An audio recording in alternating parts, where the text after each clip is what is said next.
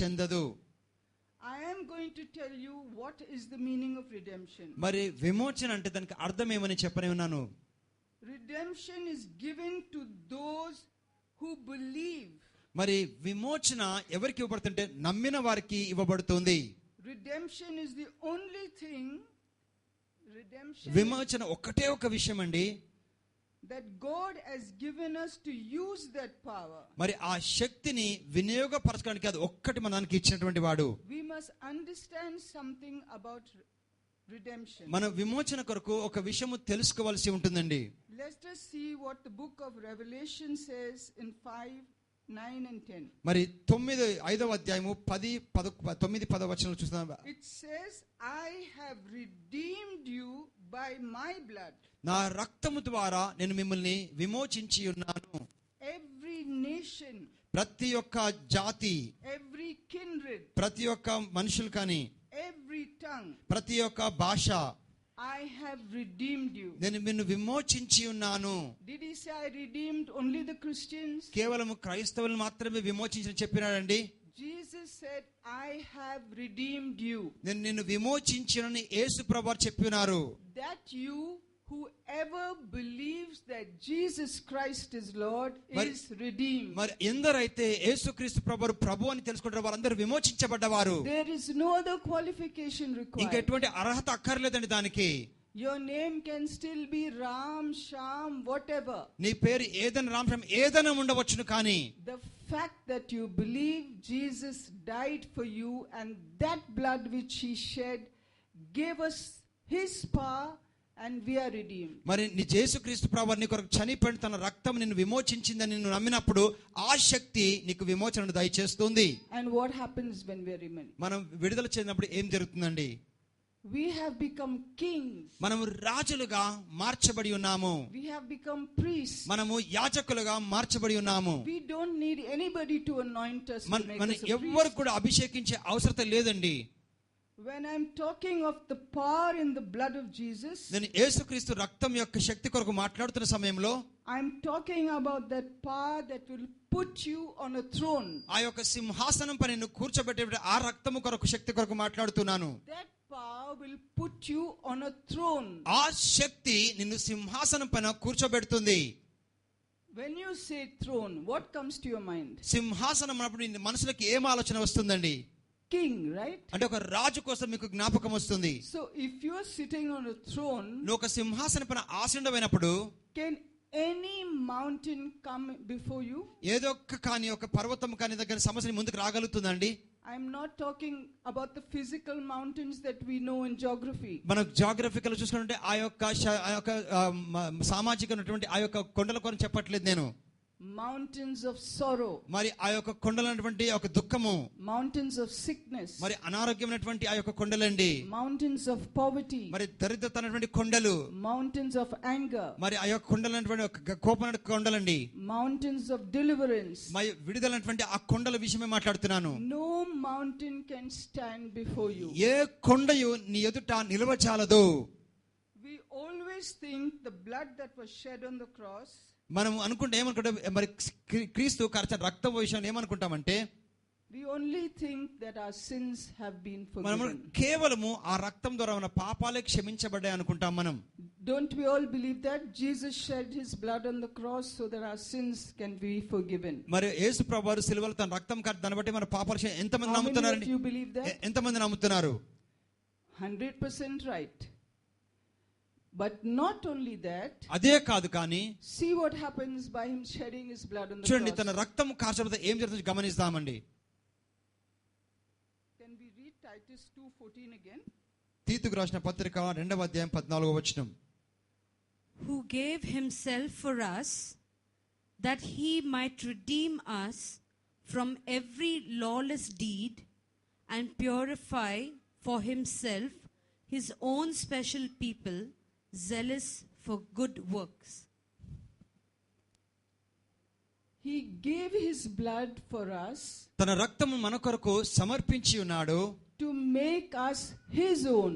తన సొంత మనుషులుగా చేయడానికి కొరకై.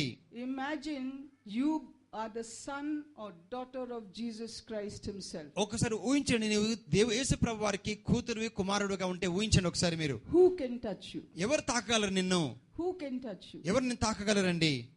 So now the blood not only cleanses you from your sin, ఆ రక్తము నీ యొక్క పాపం నుంచి నిన్ను కడగడమే కాదు, కానీ it gives you a right.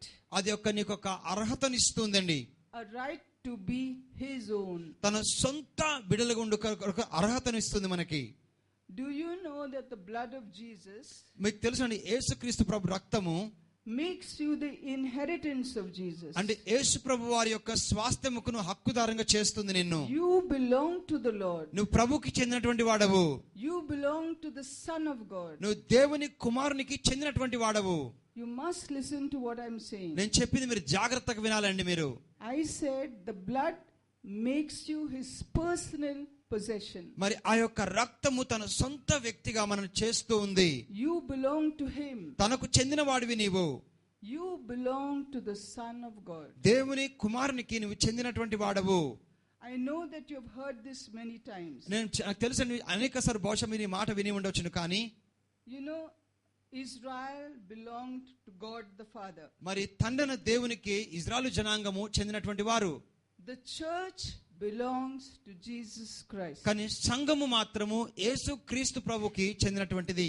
We all know that the church we are talking about is not made up of walls or pillars. మనం సంఘం అన్నప్పుడు ఈ యొక్క మరి కట్టినటువంటి ఆ గోడల కొరకు మాట్లాడట్లేదు. We are the church. మనమండి సంఘం అనగా.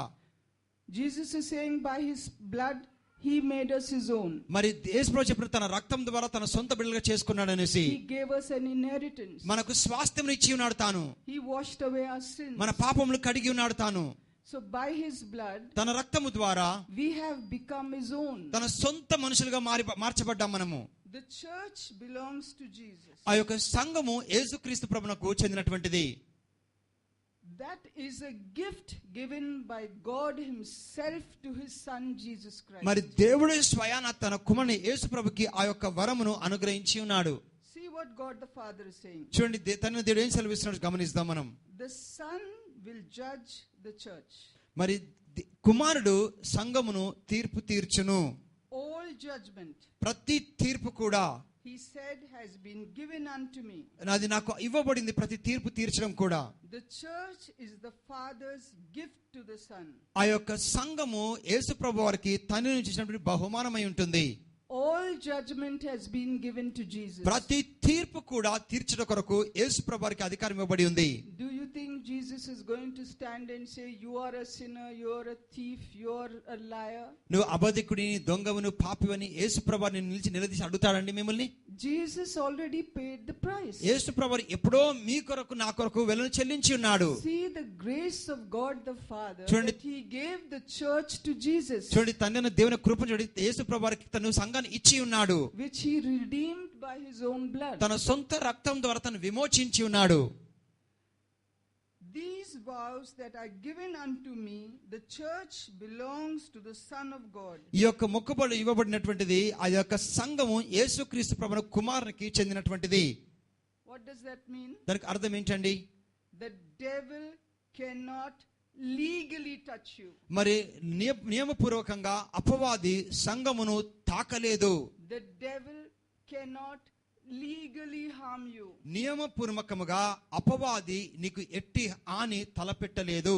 Because you belong to the Son of God. ఎందుకంటే నువ్వు దేవుని కుమారునికి చెందినటువంటి వాడవు.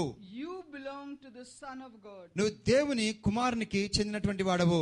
If I belong to my mother and father, మరి సహోదరి తన తల్లిదండ్రులకు చెందినటువంటిది అవుతే it is their responsibility for me. మరి వారి కర్తవ్యం ఉంటుంది తన పట్ల. But your God is saying we belong to the Son of God. మరి దేవుడు చెప్తున్నాడు ఇక్కడ మనం యేసు ప్రభు వారికి చెందినటువంటి వారమని. Then whose responsibility? ఇక్కడ ఎవరి కర్తవ్యం ఉంటుంది మనం పట్టించుకోవడానికి? Can I hear it from you? మీరు చెప్పగలుగుతారండి ఎవరి కర్తవ్యము? We are God's responsibility. మనం దేవుడు మనల్ని పట్టించుకుని ఆయన కర్తవ్యం మనం పట్టించుకోవడానికి.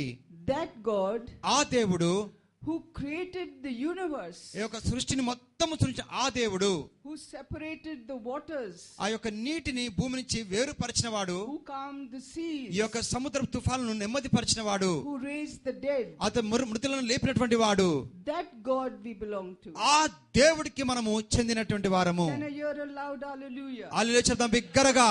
Hallelujah. Lift your hands and say with me, నాతో కూడా చెప్పండి, చేతులు లేవనెత్తి. I belong to the Son of God. I belong to the Son of God. Say it again. I belong to the Son of God. I belong to Jesus. I belong to Jesus. Say it again. I belong to Jesus. I belong to Jesus. I belong to Jesus. You know what an awesome statement you have మీకు made తెలుసు just ఎంత now? గొప్ప మాట అండి ఆ మాట మీరు చెప్పినట్టు. Just declared what the Bible says. Bible సెలవిచ్చినటువంటి మాట మీరు కేవలం అది పలికి ఉన్నారు. You did not say it because I asked you to say it. నేను చెప్పమన్నందుకు మీరు చెప్పలేదు, కానీ Every word is in this book.